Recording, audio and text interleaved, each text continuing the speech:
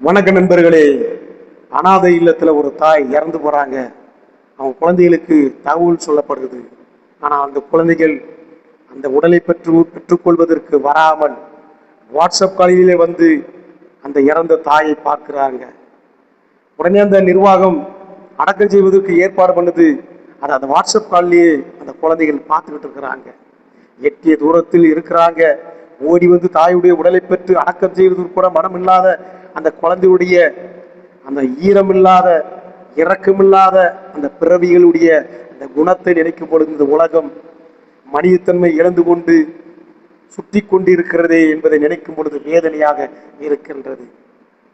கஷ்டப்பட்டு பாடுபட்டு குழந்தைகளை பெற்று வளர்த்தெடுத்து ஆளாக்கி பெரியவளாக்கி வேலைகளெல்லாம் வாங்கி கொடுத்து கல்யாணம் செய்து வைத்து கடைசிய புகலிடமாக அனாதை இல்லத்தில் அடைக்கலம் பெற்று மரணத்தை தெளிவும் பொழுது அந்த உடலை பெற்று அடக்கம் செய்யக்கூட மனமில்லாத இந்த குழந்தைகள் இருந்தென்ன, ஈன பிறவிகளாக வளர்ந்தென்ன, இருந்தென்ன.